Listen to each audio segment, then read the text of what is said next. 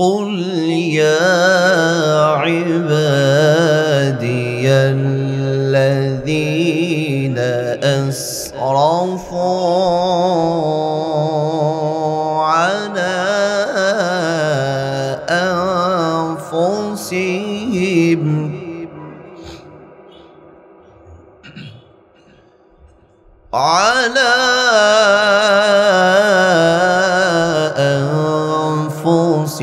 أنفسهم لا تقنطوا من رحمة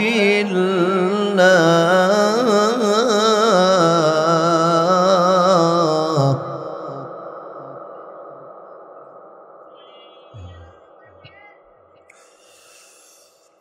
قل يا عبادي الذين أسرفوا على أنفسهم لا تقنطوا من رحمة الله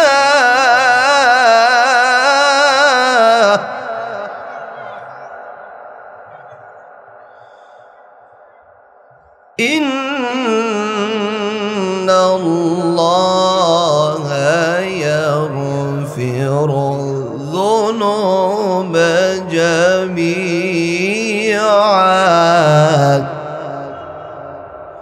إنه هو الغفور الرحيم صدق الله العظيم সম্মানিত হাজিরিন আজকে আমরা বিশেষ একটা রজনীতে কিন্তু আমরা একত্রিত হয়েছি আমাদের জানা আছে না নাই লাইলাতুন নিসফি মিন শাবান আল্লাহর নবী বিশ্বনবী বলেছেন এই শাবান মাসের মধ্যম রজনীতে বনি কলবের বকরির গায়ে যতগুলো পশম থাকে তার চাইতেও অসংখ্য গুনাহগার বান্দা বান্দিকে আল্লাহ পাক শাবান মাসের মধ্যম রজনীতে ক্ষমা করে দেয় যারা সুবহানাল্লাহ বললেন না কালকে বাড়িতে গিয়ে বলে নিয়ে একটু বলেন না সুবহানাল্লাহ আমরা ক্ষমা পেয়ে যাই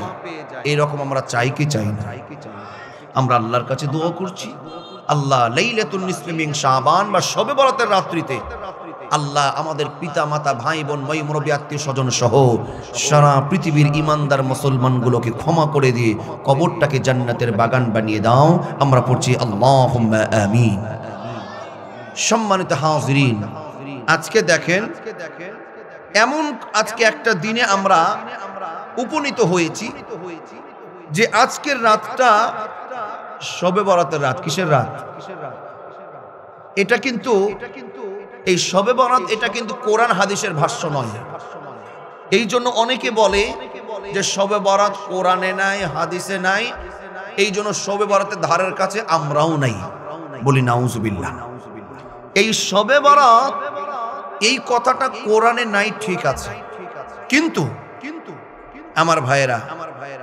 এই রকম সমর্থন কিছু হাদিসে কথাবার্তা আছে যেই আলোকে আমরা বলতে পারি যেমন ধরেন শবে বরাত এটা কিন্তু আরবি শব্দ নয় এটা ফার্সি শব্দ কি শব্দ ফার্সি শব্দ শবে বরাত নামাজ এই শবে বরাতের কথা কোরআনে নাই হাদিসে নাই ঠিক আছে আচ্ছা বলুন তো নামাজ এই শব্দটা কোরআনে আছে হাদিসে আছে এটাও কিন্তু নাই রোজা এই শব্দটা কোরআনে নাই হাদিসও নাই তো হুজুর কি আছে নামাজ নাই সালাত আছে وأقيموا الصلاة وآتوا الزكاة إن الذين آمنوا وعملوا الصالحات وأقاموا الصلاة وآتوا الزكاة إن الصلاة تنهى عن الفحشاء والمنكر নামাজ এই শব্দটা নয় আছে কি শব্দ সবাই বললেন না কি শব্দ সালাত আওয়াজ দিয়ে বলুন কি শব্দ আছে রোজা কোরআনেও না হাদিসে নাই তো অন্য কোনো শব্দ নাই আল্লাহ সুবহানাহু ওয়া তাআলা কোরআনুল কারীমে 2 নম্বর পারার 6 নম্বর পৃষ্ঠায় মাঝামাঝিতে সূরা বাকারার মধ্যে আল্লাহ বলেন, ইয়া আইয়ুহাল্লাযীনা আমানু কুতিবা আলাইকুমুস সিয়াম কামা কুতিবা আলাল্লাযীনা মিন ক্বাবলিকুম লাআল্লাকুম তাত্তাকুন। আমার ভাইয়েরা, কোরআনে হাদিসে রোজার কথাটা ডাইরেক্ট শব্দটা এমন নয়, আছে হলো সিয়াম। কি আছে? আল্লাহ বলেন, ইয়া আইয়ুহাল্লাযীনা আমানু কুতিবা আলাইকুমুস সিয়াম, হে ঈমানদারগণ, তোমাদের উপরে সিয়ামকে বা রোজাকে একজন ফরজ করেছেন, বলুন তো তিনি কে? আরো আওয়াজ দিয়ে বলতে হবে, তিনি কে? কামা কুতিবা আলাল্লাযীনা মিন ক্বাবলিকুম, তোমাদের পূর্বে যারা এসেছিল ঈমানদার মুসলমানদের উপরেও রোজাকে সিয়ামকে ফরজ করা হয়েছিল। রোজাকে ফরজ করা কেন হয়েছে? কারণ আছে না নাই? কারণটা হলো আল্লাহ বলেন, লাআল্লাকুম তাত্তাকুন।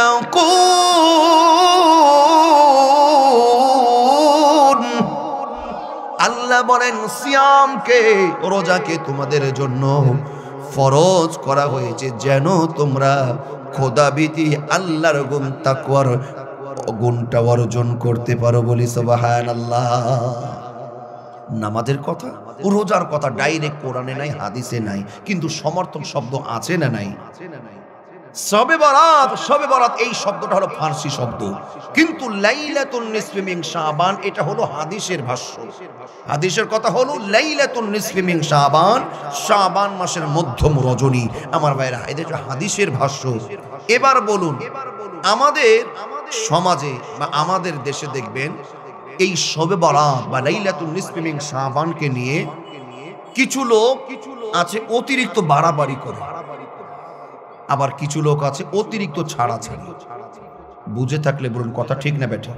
আমার দেশে এই লাইলাতুল নিসফি মিন শাবান বা শবে বরাত নিয়ে আছে অতিরিক্ত বাড়াবাড়ি। বাড়াবাড়িটা কেমন? কেউ মনে করে সারা বছর যেমন তেমন যাচ্ছে যাক, লাইলাতুল নিসফি শবে বরাতের এমন ইবাদত করব জান্নাত, আমার জান্নাতকে ঠেকাই। আছে না নাই? আবার মনে করে যে এই শবে বরাতে এমন একটা গোসল দেব, শবে বরাতের গোসল দিল জীবনের সমস্ত গুনাহগুলো সাফ। এটা বেদাত, এটা মনে করা বেদাত, এটা এগুলো হলো বাড়াবাড়ি। হালুয়া রুটির কথা নাই বললাম, হালুয়া রুটির প্রচলন আছে না নাই? কেউ কেউ মনে করে যে হালুয়া রুটি খেলেই জীবন সার্থক। আমার ভাইয়েরা, শবে বরাতে হালুয়া রুটি খেতেই হবে, না খেলে অকল্যাণ হবে, এটা মনে করা বেদাত। বিভিন্ন মাজারে যাবেন, বিভিন্ন প্রতিষ্ঠান দেখবেন, এই শবে বরাতকে কেন্দ্র করে লাইটিং করা হয়, আতশবাজি করা হয়, ফটকা ফোটানো হয়।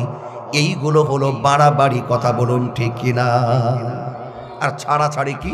কেউ কেউ বলে এই শবে বরাত এই কথাটা কোরআনে নাই, হাদিসে নাই, এই জন্য শবে বরাতের ধারের কাছেও আমরা নাই। বলি নাউজুবিল্লাহ। সে নিজে ইবাদত করে না, অন্যকে করতে নিরুৎসাহিত করে। আমার ভাইরা, না বাড়াবাড়ি না ছাড়াছাড়ি, আমরা চলবো মধ্যম পন্থায়। কথা বলুন ঠিক না বেঠিক?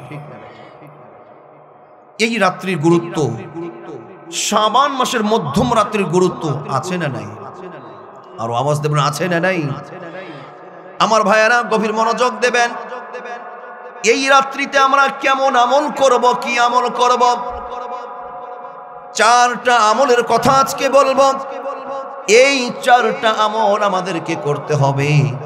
যদি আমরা আল্লাহর জন্য করতে পারি, খুশি হবেন কে? কয়টা আমল? আরো আওয়াজ দিয়ে কয়টা? চারটা আমল করব। এক নম্বর হলো দরদির আমল। এক নম্বর আমল এই লাইলাতুন নিসফি মিন শাবান। যেহেতু আল্লাহর নবী বলেছেন, বনি কলবের বকরির গায়ে যত পশম রয়েছে তার চাইতে অধিক পরিমাণে পৃথিবীর গুনাহগার বান্দা বান্দিকে মাফ করে দিবে। এই জন্য এই সুযোগটা আমরা কাজে লাগাবো। এক নম্বর আমল হলো এই রাত্রিতে আমরা বেশি বেশি তাওবা করব, ইস্তিগফার করব। কথা বলুন ঠিক কিনা? যেহেতু আল্লাহ মাফ করে দেবে, আমরাও এই সুযোগটা কাজে লাগাবো। আমরা বেশি বেশি কি পড়বো? কি পড়বো? আস্তাগফিরুল্লাহ। অন্তত পক্ষে পুরা ইস্তিগফার না পারলে আপনি এতটুকু পড়তে পারবেন। আমার সাথে বলেন আস্তাগফিরুল্লাহ, আস্তাগফিরুল্লাহ, আস্তাগফিরুল্লাহ। খুশি হবেন কে?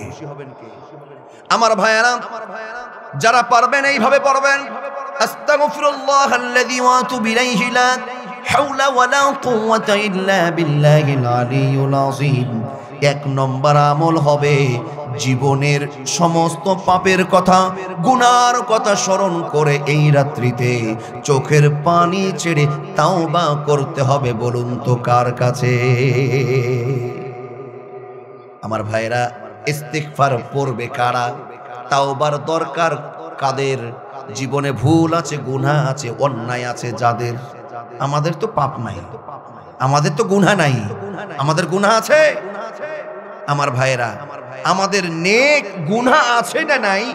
ছোট্ট একটা অপশন দেখতে মিলিয়ে নেন। আজকে কত তারিখ? 14ই ফেব্রুয়ারি 2025 সালে। সকলের জন্য আমি বলছি, এই 14ই ফেব্রুয়ারি আজকে সকাল থেকে ঘুম থেকে উঠা থেকে শুরু করে এখন পর্যন্ত আপনি একটু মিলান তো, প্রত্যেকটা ঘন্টা প্রত্যেকটা সেকেন্ডের দিকে আপনি একটু খেয়াল করেন। বক্তা শ্রোতা সবাই, এই একটা দিন পিছনের সমস্ত বছর সমস্ত দিনের কথা বাদ, এই একটা দিন আপনি একটু জরিপ করেন তো। আজকের এই 24 ঘন্টা হতে যাচ্ছে ঘুম থেকে উঠা থেকে এই ঘুমাতে যাওয়া পর্যন্ত, আজকে আমাদের জীবনে এই একদিনে আমাদের দ্বারা ভালো কাজ বেশি হয়েছে না পাপ কাজের বেশি হয়েছে? কোনটা বেশি হয়েছে? একটা দিনে আপনি চিন্তা করেন। আমাদের চলন বলন উঠা বসা দেখলে বোঝা যায় যে আমাদের ভালোর চাইতে গুনার পাল্লাটাই বেশি। কথা বলুন ঠিক না ব্যাঠি? অতএব আমাদের প্রত্যেকের আমলে ভুল অন্যায় গুনাহ আছে না নাই? একটু হাত তুলুন তো, কার কার নাই? আছে না নাই? আমার ভাইয়েরা, শুধু গুনাহ আছে না, আমাদের জীবনে এত পাপ। আমরা শুধু পাপী না, আমরা পাপীর ঘরের পাপী। এক নম্বর আজকে এই সুযোগটা কাজে লাগাতে হবে। এক নম্বর আমল হলো বেশি বেশি ইস্তিগফার করতে হবে, তাওবা করতে হবে, জীবনের গুনাহগুলো মাপের জন্য ক্ষমা চাইতে হবে কার কাছে? আমার ভাইয়েরা শুনুন, এই তাওবা করলে আমার আল্লাহ রাব্বুল আলামিন তিনি বলেন, বান্দারা যখন তাওবা করে আমার আল্লাহ সেই তাওবা শুনে। বলি সুবহানাল্লাহ। কুরআনুল কারীমের 42 নম্বর সূরা সূরাতুশ শুরার 25 নম্বর আয়াতে আল্লাহ বলেন, ওয়া হুয়াল্লাযী ইয়াকবালু التوبة عن عباده ويعفو عن السيئات ويعلم ما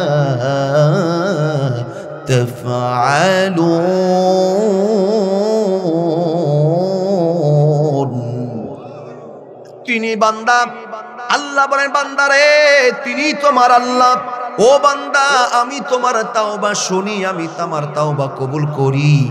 আর তুমি জীবনে যত পাপ করেছো, অন্যায় করেছো, পৃথিবীর কেউ জানুক আর না জানুক, আমার আল্লাহ বলছেন আমার আল্লাহ সব চাইতে বেশি ভালো জানে। কথা বলুন ঠিক কিনা?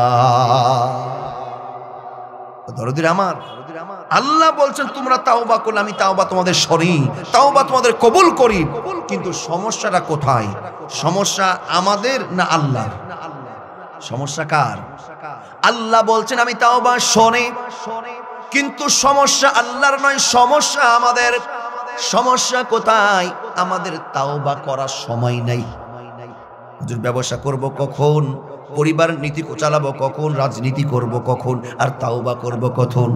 আল্লাহর নবী বলেন ওয়াল্লাহি ওয়াল্লাহি, আল্লাহর নবী বলেন আল্লাহর কসম, বিশ্ব নবীজি বলেন আমি দৈনন্দিন প্রতিদিন কম পক্ষে ৭০ বারের বেশি আল্লাহর কাছে ক্ষমা চাই, তাওবা করি, মাফ চাই। বলি সুবহানাল্লাহ।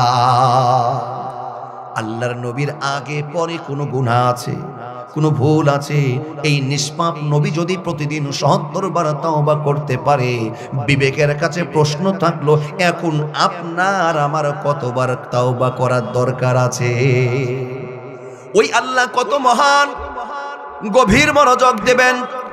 আল্লাহ সুবহানাহু ওয়া তাআলা তিনি বলেন, ও আমার বান্দারে, 39 নম্বর সূরা সূরাতুজ জুমারের 53 নম্বর আয়াতে আল্লাহ পাক দরদ মাখা কণ্ঠে, দরদ দিয়ে, মোহাব্বত দিয়ে আপনাকে আমাকে আল্লাহ ডাক দিয়ে বলেন, আল্লাহ বলছেন, কুল ইয়া ইবাদিয়াল্লাযীনা আসরাফু আলা আনফুসিহিম লা তাকনাতু মির রাহমাতিল্লাহ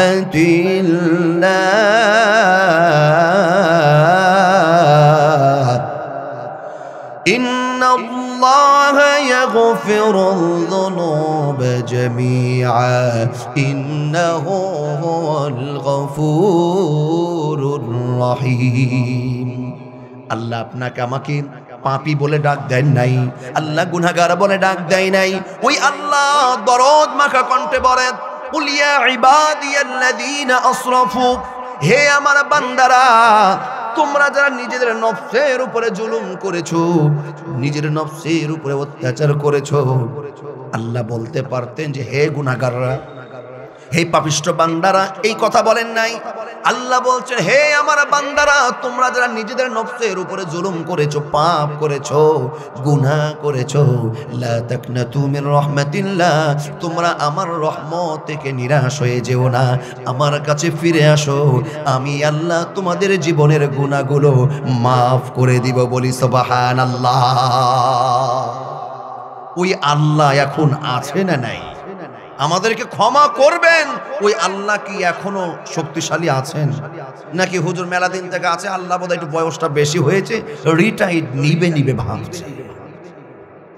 ওই আল্লাহর শক্তি আগের চাইতে কমেছে না একই আছে?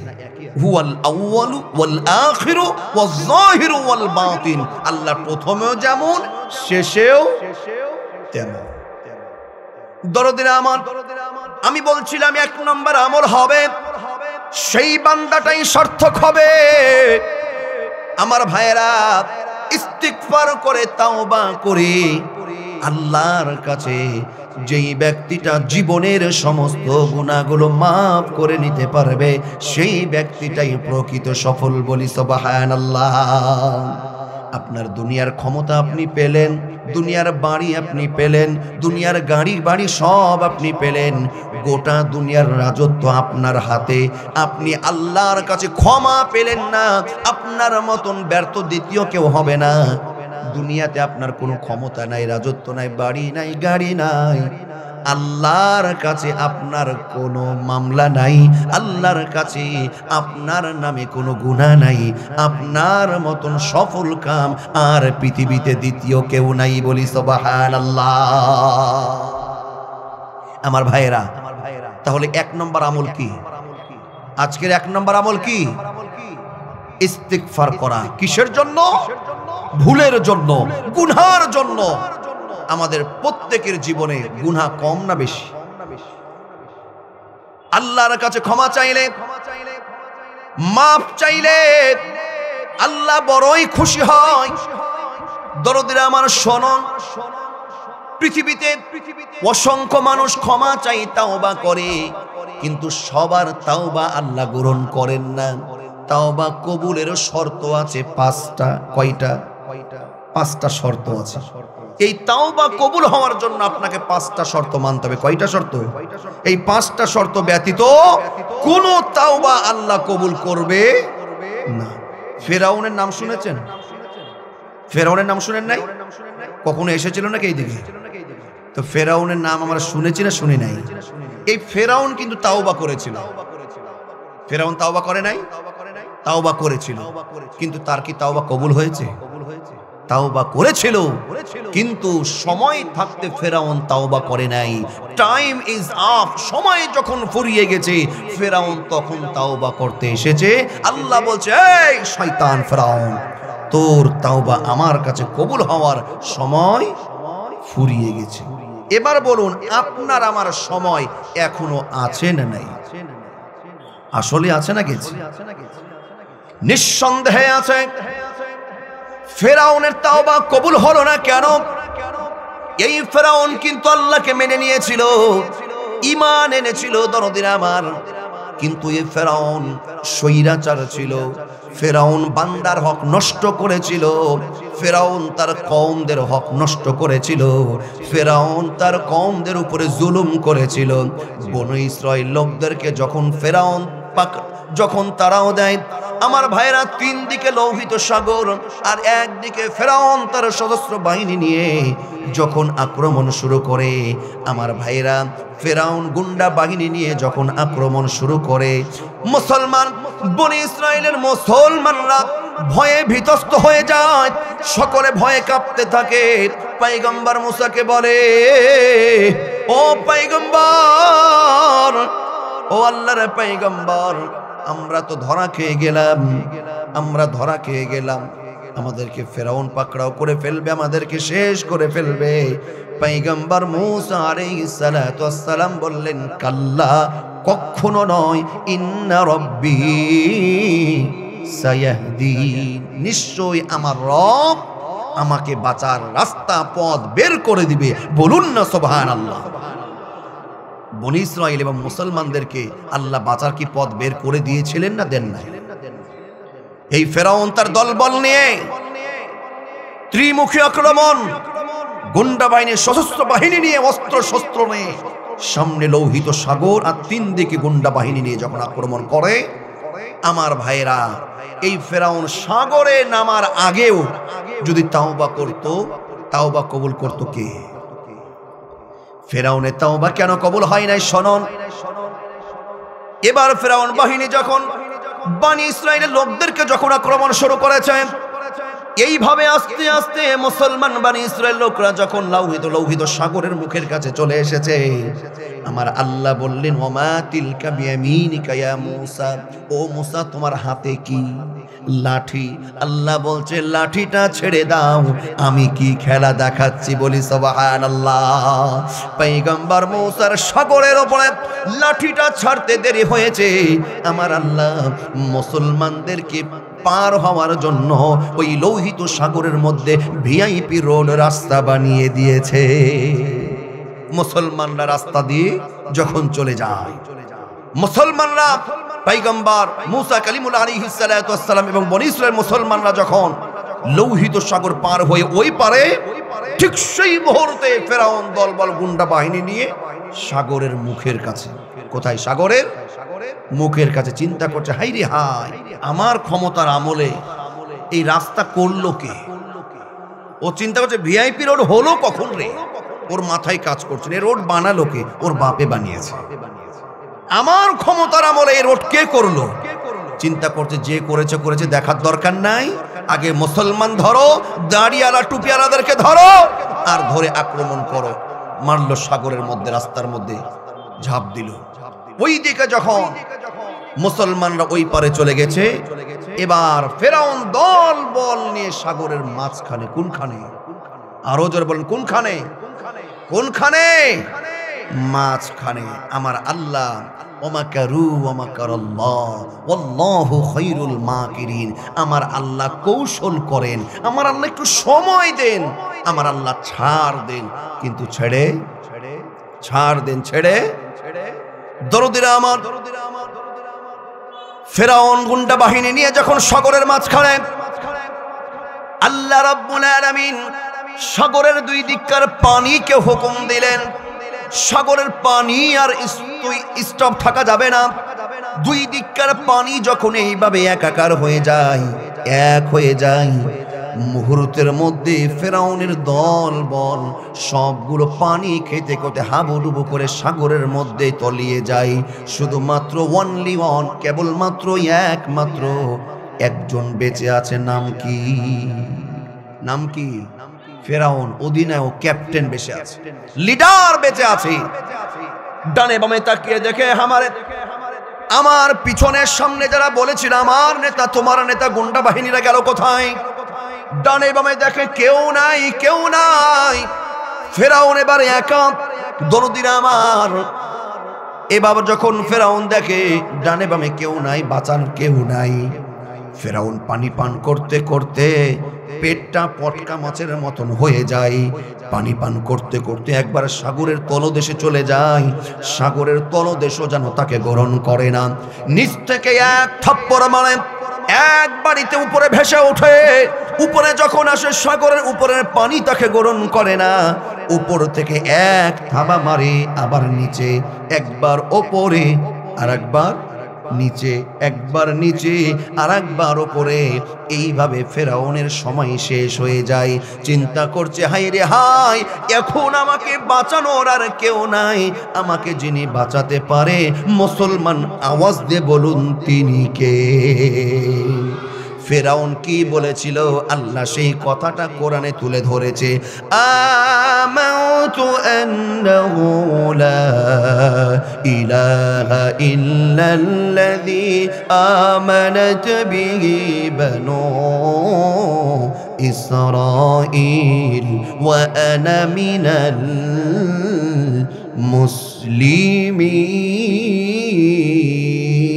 মুসলিমিন। ফেরাউন এবার কি বলে, আল্লাহকে ডাক দেয়া বলে, ও বনি ইসরাইলদের ইলাহ আল্লাহ, আমি তো তোমার উপরে ঈমান আনলাম, আমি তো মুসলমান হয়ে গেলাম, আমাকে তুমি কেন আযাব দাও? ওয়া আনা মিনাল মুসলিমিন, আমি হলাম মুসলমানদের একজন। আল্লাহ সঙ্গে সঙ্গে জবাব দিয়েছেন আল আন, আল আন। তুই মুসলমান এখন? কিসের তুই মুসলমান? ওয়াকাদ আসাইতা ক্বাবলু ওয়া কুনতা মিনাল মুফসিদিন। আল্লাহ জবাব দিয়েছে, ও ফেরাউন, তুই তো মুসলমান নয়, তুই হলে সবচাইতে বড় সন্ত্রাসীর সন্ত্রাসী। কথা বলুন ঠিক না বেঠিক? আল্লাহ বলছে, ফেরাউন রে, তোর তাওবা এখন কবুল হবে না। তার কারণ ফেরাউনের সময় ছিল, সময় থাকতে তাওবা করে নাই, সময় থাকতে তাওবা করো নাই। Time is up. ফেরাউন, তোমার সময় শেষ হয়ে গেছে। ফেরাউন যদি সাগরে রাস্তায় নামার আগেও যদি আল্লাহর কাছে মাথাটা নত করত, সমস্ত অহংকার ঝরে ফেলতো, এই ফেরাউনের তাওবা কবুল করতে একজন, তিনি কে? আসতে বলবেন না, তিনি কে? আল্লাহ ফেরাউনের তাওবা কবুল করে নাই। তাওবা করেছিল, ঈমান এনেছে, স্বীকারোক্তি দিয়েছিল। সঠিক টাইমে না হওয়ার কারণে ফেরাউনকে বেঈমান হয়ে আল্লাহ পাক দুনিয়া থেকে সাইজ করে বিদায় করেছে। কথা বলুন ঠিক কিনা? কিন্তু দরদিরা আমার, আল্লাহ বলছে, ফেরাউন রে, তোকে আমি মেরেছি, তোকে আমি মারব, কিন্তু তোকে আমি শেষ করব না। তোকে আমি মারব, কিন্তু তোর দেহটা, তোর লাশটাকে, কঙ্কালটাকে এমন ভাবে আমি যুগের পর যুগ ফেলে রাখবো। ওরে ফেরাউন, তুই মরবি, কিয়ামত পর্যন্ত তোর এই বডিটা, কঙ্কালটা আমি দুনিয়ায় ফেলে রাখবো। তোকে দেখে যেন ভবিষ্যতে যত তোর মতন স্বৈরাচার পৃথিবীতে আসবে, জনগণের উপরে জুলুম করবে, শোষণ করবে, শাসন করবে, মানবতার অধিকার হরণ করবে, ফেরাউন তোকে দেখে যেন তারা শিক্ষা গ্রহণ করে। কথা বলুন ঠিক কিনা?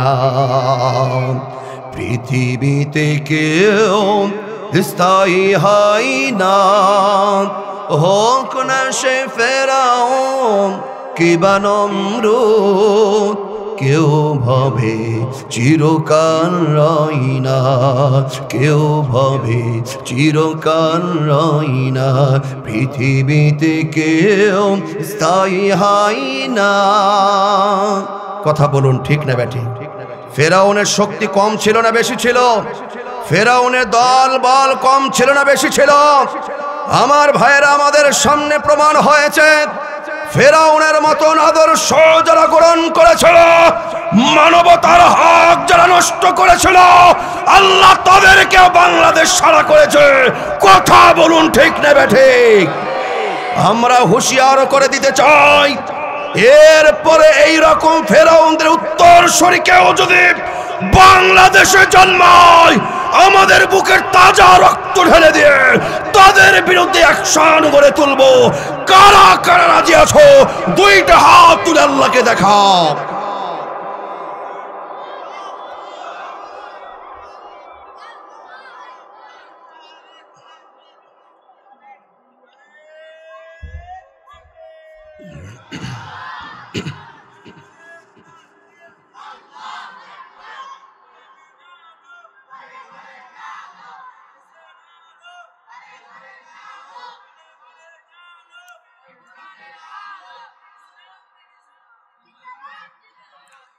আল্লাহ পাক কবুল করুন বলে আমিন। আমার ভাইরা রাগ করলেন? হয়তো আপনাদের আওয়াজ শুনেই বোঝা যাচ্ছে রাগ করেছেন। আপনারা কি রাগ করেছেন? ও মুসলমান, আরো আওয়াজ দেব, সাক্ষী দিতে হবে রাগ করেছেন না খুশি হয়েছেন। একটু হাত দেখান তো কে কে রাগ করেছেন। তাও চান্স নিচ্ছিল। আমার ভাইরা, আপনি হাত তুলে বলেন না তুলে বলেন, স্বয়ংই বলেন আর স্বপনে বলেন, জোরে বলেন আস্তে বলেন, আপনি ওয়াশরুমে, বাথরুমে, আপনার বেডরুমে আর সংসদ ভবনে আপনি কি বলেন না কি করেন, সব কিছু আপনার আমার একজন যিনি খবর রাখেন। আওয়াজ দিয়ে বলুন তিনি কে? মুসলমান, আর আওয়াজ দিয়ে বলতে হবে তিনি কে?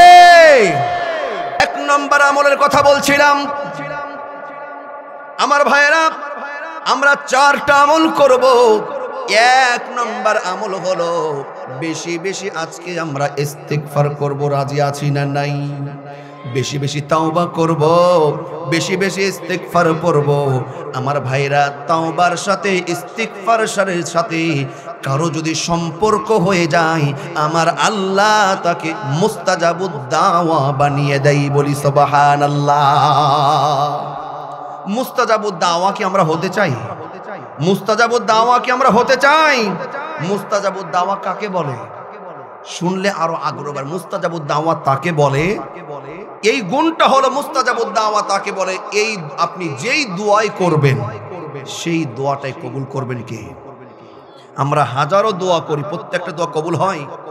কবুল হয়। কেন হয় না? আমাদের সাথে ইস্তিগফারের সাথে আমাদের সম্পর্ক নাই। আল্লাহ রাব্বুল আলামিন এই জন্য বলেন, বান্দারে ফিরে আসো, তাওবা করো, ইস্তিগফার করো, আল্লাহর কাছে ক্ষমা চাও। তোমাদের মধ্যে তোমার বন্ধু বান্ধব, প্রতিবেশী, দলের লোক, বাইরের লোক, কে ইস্তিগফার করলো, কে তাওবা আল্লাহর মাগফিরাত কামনা করলো কি করলো না, সেই দিকে দেখো না। আল্লাহ বলছেন নিজ নিজ জায়গা থেকে আল্লাহর কাছে ক্ষমা চাওয়ার জন্য তোমরা প্রতিযোগিতা শুরু করে দিও। বলি সুবহানাল্লাহ। আল্লাহ বলেন, ওয়াসারিউ ইলা মাগফিরাতিন মির রাব্বিকুম ওয়া জান্নাতিন আরদুহাস সামাওয়াতু ওয়াল আরদু উইদ্দাত লিল মুত্তাকিন। আল্লাহ বলেন, বান্দারে অনেক হয়েছে, এবার থামো, স্টপ। আল্লাহ বলছেন, ওয়াসারিউ, এবার পাপ বন্ধ করো, দৌড়াও দৌড়াও, ইলা মাগফিরাতিন মির রাব্বিকুম, তোমার রবের ক্ষমার দিকে দৌড়াও, ক্ষমার প্রতিযোগিতা করো। 2 নম্বর হলো ওয়া জান্নাত, জান্নাতের প্রতিযোগিতা করো। আল্লাহ বলছেন, ক্ষমা ইস্তিগফার করে ক্ষমা পেয়ে যাবে যারা, আল্লাহ রাব্বুল আলামিন জান্নাতের মালিকানা দিয়ে দিবেন তাদেরকে। বলি সুবহানাল্লাহ, আল্লাহু আকবার। বলছিলাম ইস্তিগফার করতে হবে। ইস্তিগফার বেশি বেশি করলে লাভ না লস? আমার ভাইরা, ইস্তিগফার করলে মুস্তাজাবুদ দাওয়ার যোগ্যতা দিয়ে দিবেন কে? আমার ভাইরা, আমাদের এই এশিয়া মহাদেশে 4টা মাযহাবের বেশি চর্চা আছে। একটা হলো হানাফি, শাফিঈ, মালিকি এবং হাম্বলি। কয়টা মাযহাব? ইমাম হাম্বলি যিনি প্রতিষ্ঠাতা, ইমাম আহমদ ইবনে হাম্বল রাহমাতুল্লাহ আলাইহি, জগৎ বিখ্যাত একজন মুহাদ্দিস। ওনার জীবনের শেষ সময়টা উনি এক দেশ থেকে আরেক দেশ পর্যন্ত হাদিস সংগ্রহের জন্য, হাদিস রেফারেন্স উদ্ঘাটন করার জন্য উনি জীবনটাকে উৎসর্গ করে দিয়েছিলেন। নাম কি? ইমাম আহমদ ইবনে হাম্বল। ইমাম আহমদ ইবনে হাম্বল রাহমাতুল্লাহ আলাইহি জীবনের শেষ মুহূর্তটা এক দেশ থেকে আরেক দেশ থেকে উনি ছুটতে চলতেন। দরদিরা আমার, ইস্তিগফারের সাথে সম্পর্ক থাকলে লাভ কি শুনুন। উনি শীতের রাত্রিতে একদিন এইভাবে এক মসজিদে উঠলেন, মাগরিবের নামাজ পড়লেন, নামাজ পড়ে হাদিস তিনি মোতালা করছেন। এশার সময় হয়ে গেল, এশার নামাজ পড়লেন, চিন্তা করছেন এশার পরে যেহেতু ঠান্ডা শীতের সময় বাইরে আর না গিয়ে এশার নামাজ পড়লাম এই মসজিদেই ফজরের নামাজ পড়ব। এই চিন্তা ভাবনা নিয়ে মসজিদে থাকার চিন্তা ভাবনা করলেন। নাম কি? ইমাম আহমদ ইবনে হাম্বল রাহমাতুল্লাহ আলাইহি, জগৎ বিখ্যাত একজন মুহাদ্দিস, হাম্বলি মাযহাবের যিনি প্রতিষ্ঠাতা, বলি সুবহানাল্লাহ। চলে এসেছে খাদেম সাহেব, মসজিদের খাদেম সাহেব এসে দারোয়ান বলে, ও মুসাফির। দারোয়ান তো চিনে না কার সাথে কথা বলছে। ও মুসাফির, থাকা হবে না, নামাজ শেষ, বের হন। ইমাম সাহেব বলছে, আমি মুসাফির মানুষ, আমি এশার নামাজ পড়েছি, ফজরেও আপনার এখানকার মুসল্লি হব। দরদিরে আমার, আমি অল্প সময় শেষ করব, শুনুন। ইস্তিগফারের সাথে সম্পর্ক থাকলে আল্লাহ পাক মুস্তাজাবুদ দাওয়া বানিয়ে দেয়। কি বানিয়ে দেয়? মুস্তাজাবুদ দাওয়া। আপনি যেই দোয়াটাই করবেন সেই দোয়া কবুল করবেন কে? মুস্তাজাবুদ দাওয়া আমরা হতে চাই কি চাই না? মসজিদে দারোয়ান বলে যে আপনি নামাজ শেষ বাইরে চলে যান, থাকা হবে না। ইমাম সাহেব বলে, আমি মুসাফির, আমি ফজর নামাজ পড়ে চলে যাব। বলছে ন। ইমাম সাহেব বের হয়ে গেলেন। কোথায় যাবে? কনকনা ঠান্ডা শীতের মধ্যে রাস্তায় একটা যুবক রুটি বিক্রেতা, রুটি বিক্রেতার কাছে গেলেন। যুবক ডাক দিয়ে বলে যুবককে, ইমাম সাহেব বলে, ও যুবক, তুমি তো রুটি বিক্রেতা, আমি যদি এইখানে তোমার আগুনের পাশে রাত্রে সারা রাত বসে আমি আগুন যদি আমি আগুন যদি পাই, তোমার কি কোনো আপত্তি আছে? যুবক বলছে, ও মুসাফির, কোনো আপত্তি নাই, যতক্ষণ ইচ্ছা ওয়েলকাম, সুস্বাগত, আপনি আগুনের পাশে বসে থাকতে পারেন। ইমাম আহমদ ইবনে হাম্বল রাহমাতুল্লাহ আলাইহি রুটি বিক্রেতার চুলার পাশে বসে থেকে হাদিস মোতালা করেন। যেহেতু জগৎ বিখ্যাত একজন মুহাদ্দিস, সময় নষ্ট করার ওনার কাজ নয়। উনি চিন্তা করছে এই সময়টা আমি হাদিস মোতালা করতে করতে পার করি। কিন্তু ইমাম আহমদ ইবনে হাম্বল রাহমাতুল্লাহ আলাইহি একটা আশ্চর্য ঘটনা দেখলেন। উনি দেখছেন এই যুবক রুটি বিক্রেতা আটা খমির করছে আর মুখ দিয়ে বলছে আস্তাগফিরুল্লাহ। ইমাম আহমদ ইবনে হাম্বল লক্ষ্য করে দেখে যুবক আটাগুলো গোল গোল করে পাশে রাখছে, তারপরে বলে আস্তাগফিরুল্লাহ। রুটি বেলছে, তারপরেও জবান দিয়ে বলছে আস্তাগফিরুল্লাহ। রুটিগুলো আগুনে দিচ্ছে, জবান দিয়ে পড়ছে আস্তাগফিরুল্লাহ। রুটিটা তুলে রাখছে, পড়ছে আস্তাগফিরুল্লাহ। রুটিটা কাস্টমারের হাতে দিচ্ছে, পড়ছে আস্তাগফিরুল্লাহ। কাস্টমার টাকা দিচ্ছে, টাকাগুলো হাত পেতে গ্রহণ করছে, তারপরেও পড়ছে কি? আস্তাগফিরুল্লাহ। টাকাটা ক্যাশে রাখছে, তখনও যুবক পড়ছে আস্তাগফিরুল্লাহ। ইমাম আহমদ ইবনে হাম্বল রাহমাতুল্লাহ আলাইহি অবাক হয়ে গেলেন। ডাক দিয়ে বলে, ও যুবক, আমি তো অবাক হয়ে গেলাম, তোমার এই আমলটা দেখে আমি দেখলাম তুমি সর্ব অবস্থায় আটা খমির করছো, লই করছো, রুটি বানাচ্ছ, রুটি সেকছো, কাস্টমারকে দিচ্ছ, টাকা নিচ্ছ, ক্যাশে রাখছো, সর্ব অবস্থায় জবান দিয়ে তুমি আস্তাগফিরুল্লাহ পড়ছো কেন? এই যুবক বলে, রুটি বিক্রেতা বলে, ও মুসাফির। যুবক তো চিনে না, বলে মুসাফির, এই আমলটা আমার অনেক চিরচরিত আমল, আমার অনেক পছন্দের আমল। এই আমলটা করার কারণে আমার আল্লাহ আমাকে মুস্তাজাবুদ দাওয়া বানিয়ে দিয়েছে। ইমাম আহমদ ইবনে হাম্বল অবাক, ডাক দেয়া বলেন, আনতা মুস্তাজাবুদ দাওয়াত। ও যুবক, তুমি মুস্তাজাবুদ দাওয়াত? যুবক বলে, নাম, আমি মুস্তাজাবুদ দাওয়াত। তুমি যেই দোয়া করো সেই দোয়াই কি কবুল হয়ে যায়? রুটি বিক্রেতা যুবক বলে, আমি যেই দোয়াই করি সেই দোয়াটাই আল্লাহর কাছে মঞ্জুর হয়ে যায়। রুটি বিক্রেতা যুবক ডাক দেয়া বলে, ও মুসাফির, তোমাকে তো আমি ঠিক চিনলাম না, আমি হলাম মুস্তাজাবুদ দাওয়া। আমি যেই দোয়াই করি সেই দোয়াই আমার আল্লাহ কবুল করে নেয়। তবে জীবনে আমার সব দোয়া কবুল হয়েছে, শুধুমাত্র অনলি ওয়ান, একটি দোয়া কবুল হয় নাই, শুধু সেইটাই বাকি আছে।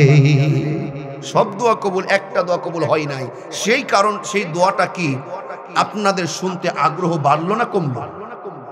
ইমাম আহমদ ইবনে হাম্বলের কৌতূহলটা আরো সৃষ্টি হয়ে গেছে, আগ্রহ বেড়ে গেছে। যুবকটার সব দোয়া কবুল, কোন দোয়া কবুল হয় নাই? যুবক বলা যাবে কি, বলো বলো তোমার কোন দোয়া কবুল হয় নাই? এই রুটি বিক্রেতা যুবক বলে, আমি যেই দোয়া করেছি সেই দোয়াটাই কবুল। অনলি ওয়ান, শুধুমাত্র একটি দোয়া আমার এখনো কবুল হয় নাই। সেই দোয়াটা হলো তৎকালীন সময়ের, তৎকালীন বিশ্বের জগৎ বিখ্যাত একজন মুহাদ্দিস। যুবক বলে, মুহাদ্দিসের আমি নাম শুনেছি, যিনি হলেন ইমাম আহমদ ইবনে হাম্বল। তিনি বলেন, আমি আল্লাহর কাছে দোয়া করেছিলাম, আল্লাহ আমার মনের বড় জল্পনা কল্পনা বড় আশা, ইমাম এবং আহমদ ইবনে হাম্বল রাহমাতুল্লাহ আলাইহির সঙ্গে একদিন আমার সাক্ষাৎ ঘটিয়ে দিও আল্লাহ। আমি তার হাতে হাত রেখে মুসাফা করতে চাই এবং দেখা হলে তার কপালে আমি চুমু এঁকে দিতে চাই। ও মুসাফির, আমার আল্লাহ সব দোয়া কবুল করেছে, কিন্তু এই দোয়াটা এখন পর্যন্ত কবুল করে নাই। যুবকের এই মন্তব্য শুনে ইমাম আহমদ ইবনে হাম্বল রাহমাতুল্লাহ আলাইহি নিজের চোখকে আর ফাঁকি দিতে পারলেন না। নিজের অজান্তে চোখ বেয়ে পানি চলে এসেছে, চোখে পানি চলে এসেছে। ইমাম আহমদ ইবনে হাম্বল বলে, উঠে বিক্রেতা যুবক রে, ও যুবক, আমি সাক্ষ্য দিচ্ছি তুমি হলে মুস্তাজাবুদ দাওয়া। ওরে যুবক, ওই আল্লাহ তোমাকে এত ভালোবেসেছে, তোমার একটা দোয়া আর বাকি নাই, তোমার সব দোয়াগুলোই কবুল হয়ে গেছে। মুস্তাজাবুদ দাওয়া তুমি নিঃসন্দেহে। ইমাম আহমদ ইবনে হাম্বলের সঙ্গে দেখা করার জন্য ইমাম সাহেবের বাড়িতে তোমাকে যাওয়া লাগবে না। আমি হলাম ইমাম আহমদ ইবনে হাম্বল, তোমার আল্লাহ তোমার বাড়িতে আমাকে পৌঁছিয়ে দিয়েছে। বলি সুবহানাল্লাহ। যুবক খুশি হয়ে যায়, হুজুরকে জড়িয়ে ধরে, হাতে হাত রেখে মুসাফা করে। যুবক জড়িয়ে ধরে হুজুরের কপালে চুমু এঁকে দেয়। আমার ভাইরা, ইস্তিগফারের সাথে সম্পর্ক থাকলে আল্লাহ পাক তাকে মুস্তাজাবুদ দাওয়া বানিয়ে দেয়। বলি সুবহানাল্লাহ, আল্লাহু আকবার। তাহলে মুস্তাজাবুদ দাওয়া আমরাও সকলে হতে চাই কি চাই না? তাহলে কাজ করতে হবে কয়টা? একটা কাজ কি? বেশি বেশি ইস্তিগফার করতে হবে। আজকে লাইলাতুন নিসফে মিন শাবান শুধু ঘুরে বেড়িয়ে না, শুধু দরগায় আর মাজারে আর এই জায়গায় সময় নষ্ট করে নয়, চায়ের আড্ডায় বন্ধুদের আড্ডায় সময় নষ্ট করে নয়, বরং চারটা আমলের কথা বলছিলাম। এক নম্বর আমল হলো বেশি বেশি কি পড়ব? ইস্তিগফার করব, বেশি বেশি তাওবা করব। কার কাছে? আল্লাহ পাক কবুল